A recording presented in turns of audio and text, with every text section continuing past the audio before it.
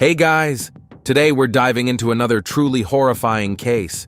If you want to support my channel, make sure to subscribe and stay active. It really helps me out. I'd be super grateful for that. Let's get started. If a serious crime occurs but no physical evidence or even the whereabouts of the victim can be determined, forensic experts often rely on various investigative techniques to piece together what happened and hold those responsible accountable. In court, evidence may include witness testimonies, security camera footage, DNA analysis, crime scene reconstructions, and more. But what happens when none of these are available and all individuals involved have a history of addiction, criminal records, or even false identities that make the investigation even more challenging? The events of today's case took place in the late 1980s. But from the very beginning, authorities failed to give it the attention it deserved. Crucial evidence was lost, and key leads were overlooked, leaving gaps in the case that were never filled. The disappearance of Irene May remains unsolved to this day, largely due to serious investigative missteps. The young woman vanished without a trace, leaving behind nothing but unanswered questions, conflicting witness statements, and a series of unusual discoveries. Yet, none of it ever formed a complete picture, and the truth seems to have been buried forever. Irene May was born in April 1965 in the suburbs of Santa Maria and grew up in a difficult household. There is little information available about her family, but it is known that she ran away from home as a teenager and spent years moving between trailer parks and high-crime areas. At a young age, Irene was introduced to prohibited substances, and she quickly developed a dependency. By the age of 23, she was a mother of 3, but had lost custody due to the unstable lifestyle she was leading. Her husband, Bobby May, who was also the father of her children, was serving time in prison for a failed robbery attempt and was awaiting trial. Irene rented an apartment in the rundown town of Lifewalk Spring, where she lived with 2 acquaintances who also struggled with dependency issues and had previous run-ins with the law. At the time of the events in question, one of her roommates, 39-year-old Carrie Dalton, had recently been released from prison and was staying with her boyfriend, Mark Tompkins. The other roommate, Cheryl Baker, had also moved out, leaving Irene unable to afford the rent on her own, which put her at risk of eviction. Desperate to find temporary housing, Irene was actively searching for a job and consulting with a caseworker to understand what steps she needed to take to regain custody of her children. She was determined to turn her life around. She wanted to break free from her dependency, secure a stable, and, most importantly, legal source of income, rent a home, and reunite with her family. Cheryl, along with her boyfriend George, helped Irene move out and found her an affordable storage unit where she could temporarily keep her furniture, clothing, and other belongings. Meanwhile, she continued searching for a new place to stay, as she only had a couple of days left before she had to vacate her apartment. At this time, Carrie, who had not been to the apartment since her arrest, suddenly returned and was furious at what she saw. She quickly tracked down Cheryl and accused Irene of taking furniture that belonged to her and storing it in the unit. She also claimed that Irene had stolen her jewelry and demanded that Cheryl help her get it back. Carrie was livid, throwing around insults and threats. Cheryl, hoping to defuse the situation, promised to check Irene's storage unit for the missing items and let her know what she found.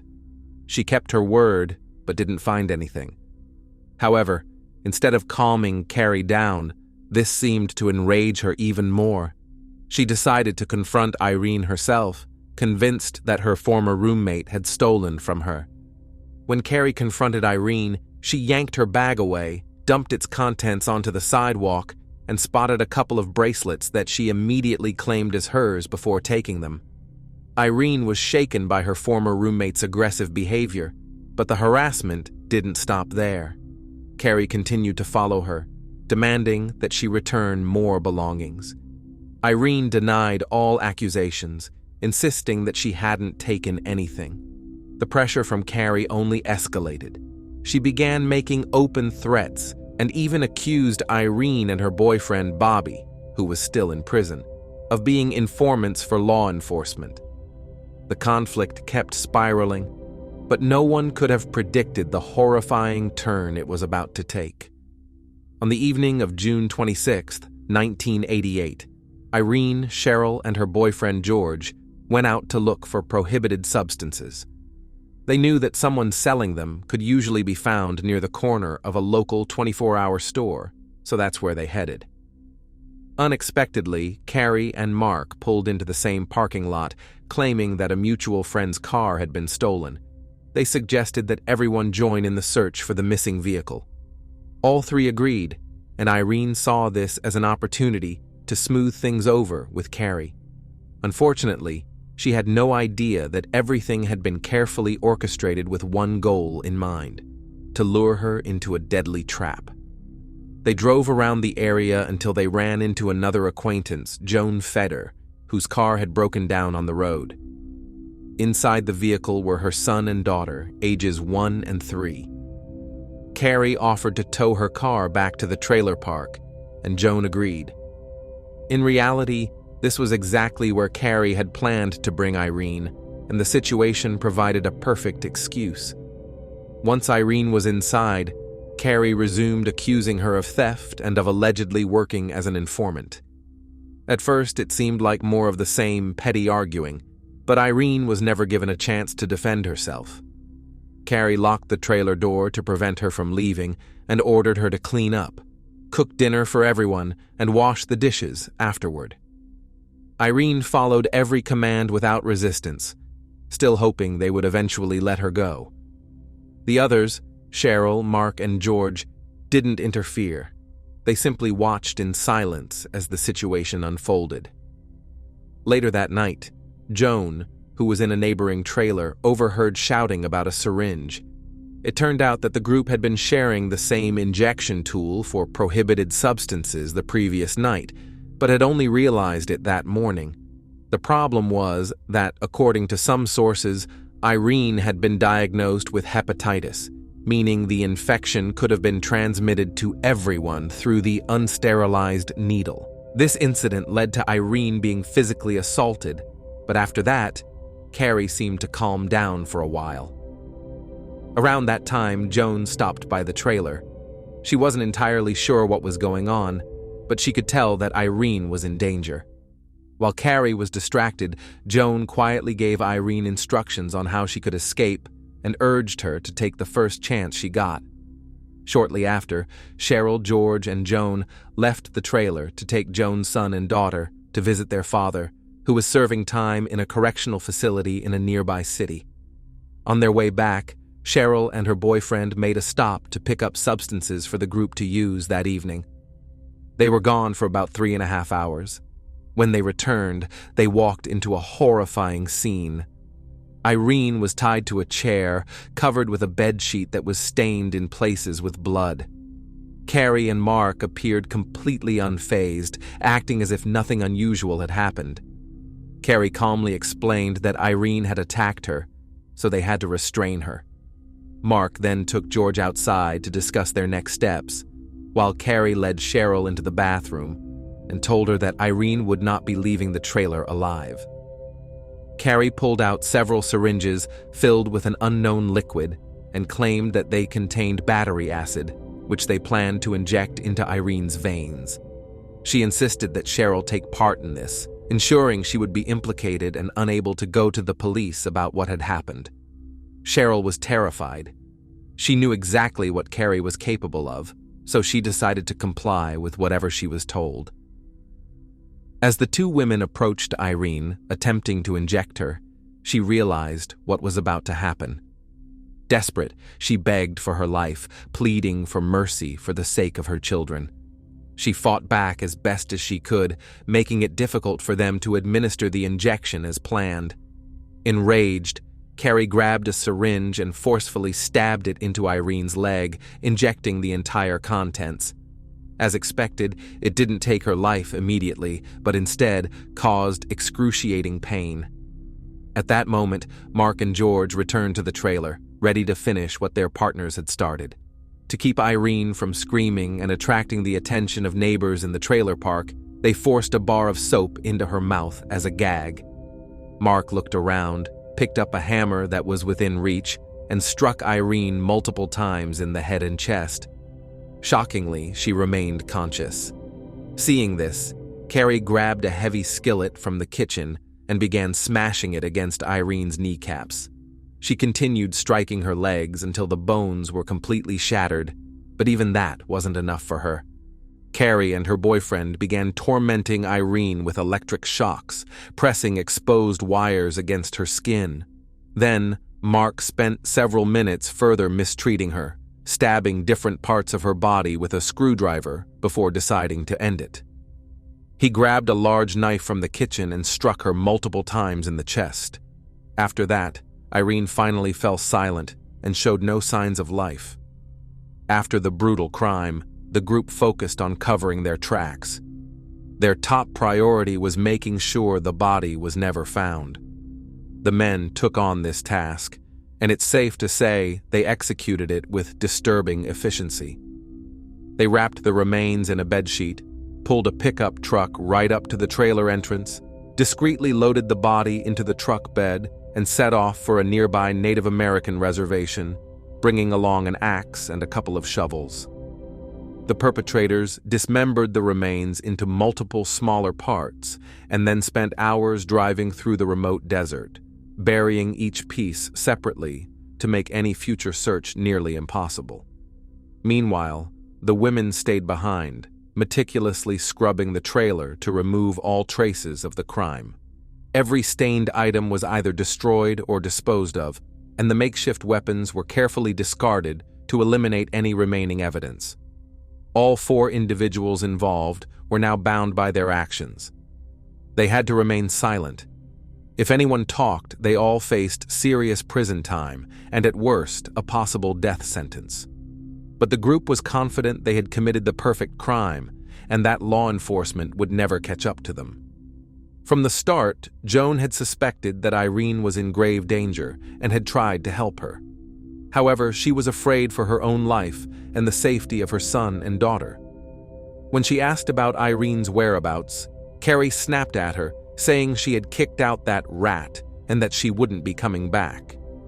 Soon after, Joan noticed Carrie and Cheryl gathering up dirty clothes stained with what looked like dried blood. She also saw a stained chair and a pillow being removed from the trailer.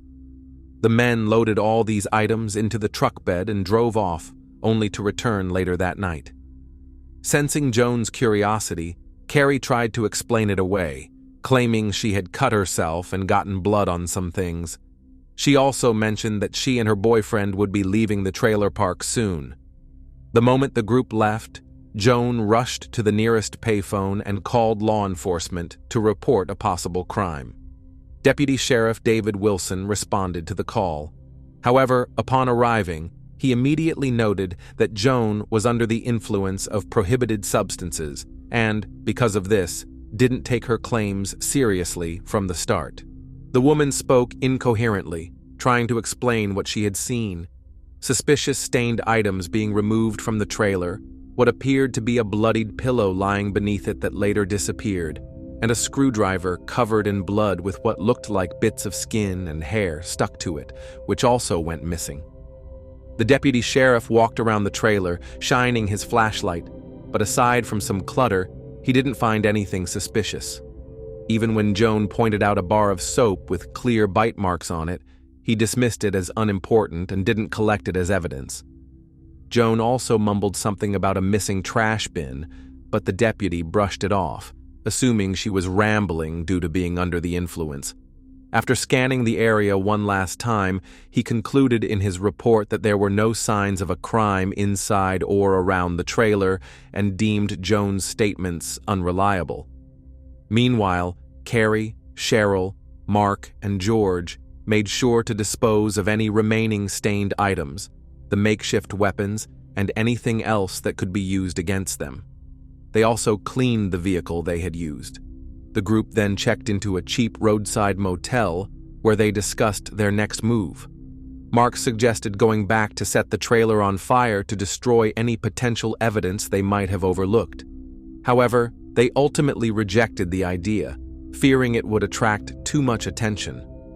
No one immediately reported the disappearance of an unemployed woman struggling with substance dependency, so there was no official missing person report. Rumors spread within certain circles, but most assumed she had simply left town. It wasn't until sometime later that a caseworker assisting Irene with her efforts to regain parental rights over her children grew concerned. She knew that Irene was serious about turning her life around and wouldn't have just abandoned the process. But then, Irene missed a scheduled meeting, stopped answering calls, and seemingly vanished. The caseworker found this highly unusual and decided to report it to law enforcement. Even then, the investigation didn't start right away. The delay was caused by Irene's husband, Bobby May, who claimed to have seen her in July 1988, about a month after she was believed to have gone missing. At the time, he had just been released from prison and said he ran into her once. However, he couldn't recall the exact date or location of their meeting, frequently contradicting himself in his statements. Bobby's claims stalled the already slow-moving investigation for another month.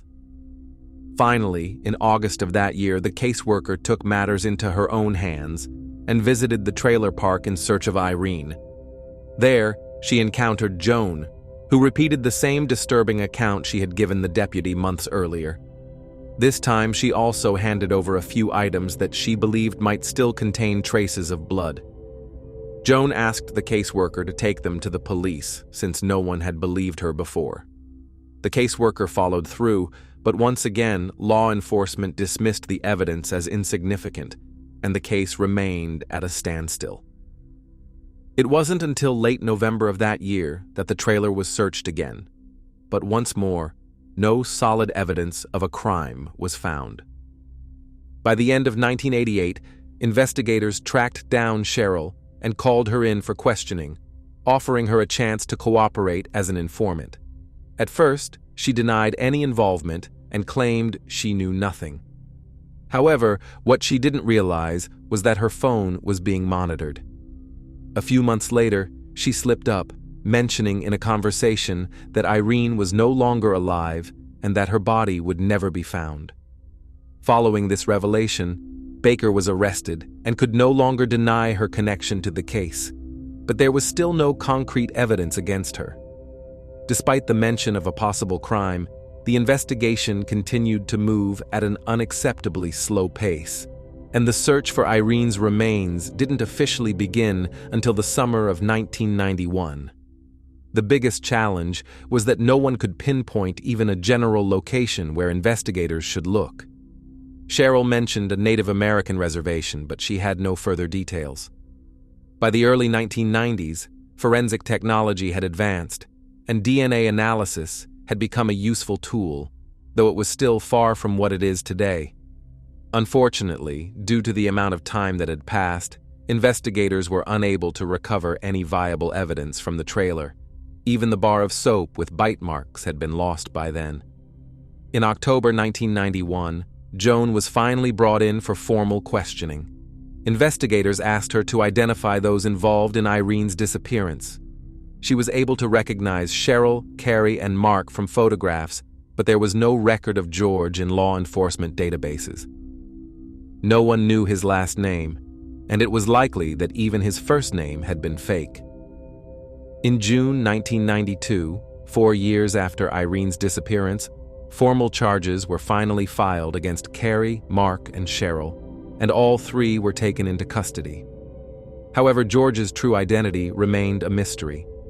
Cheryl quickly agreed to cooperate with the investigation, but attempted to downplay her role in the crime. At first, she claimed she hadn't known who was under the sheet-covered chair and had no idea what Carrie and Mark had planned. Later, she admitted that the couple had forced her to participate in what happened to ensure she wouldn't go to the police.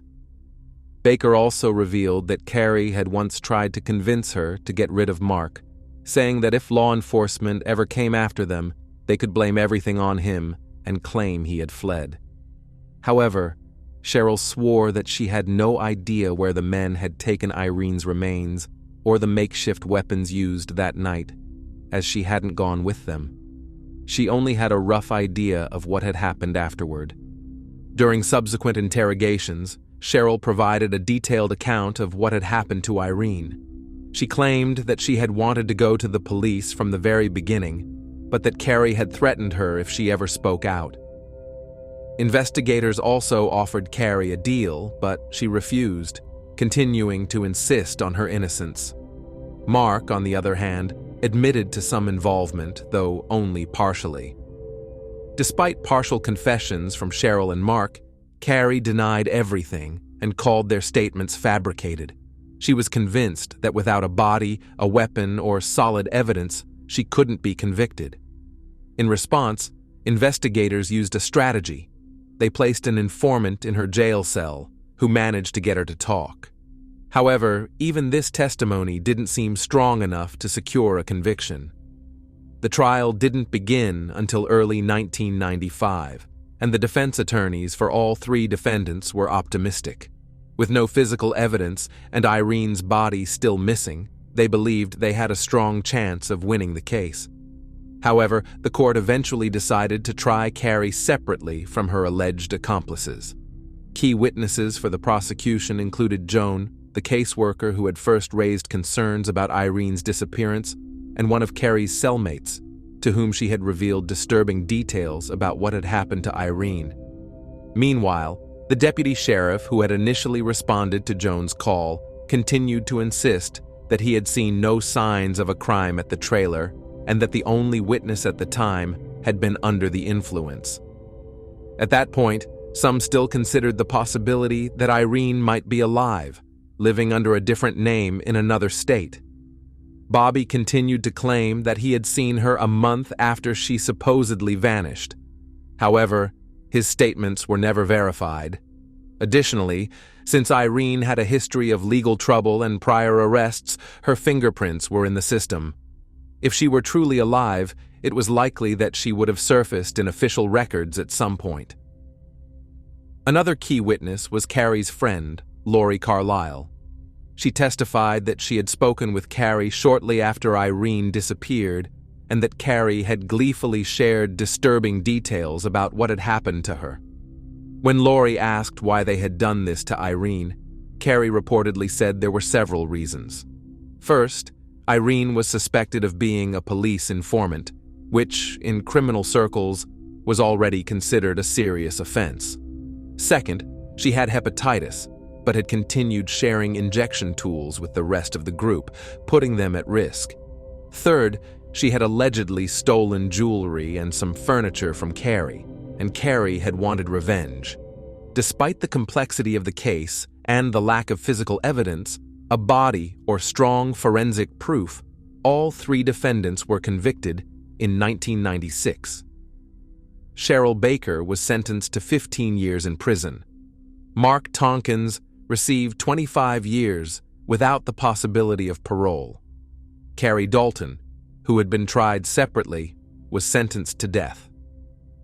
To this day, Carrie's sentence has not been carried out. She remains on death row, continuing to claim her innocence. Irene's body has never been found, and the identity of the mysterious George remains unknown. Carrie's sister, Victoria, later wrote a book attempting to prove her innocence. She also runs a blog advocating for Carrie, where she shares her own theories about what really happened on June 26, 1988. Thanks for watching, everyone. Your support means a lot to me, and you can help my channel grow by hitting that like button, dropping a comment, and sharing this video. Your engagement really makes a difference. See you soon.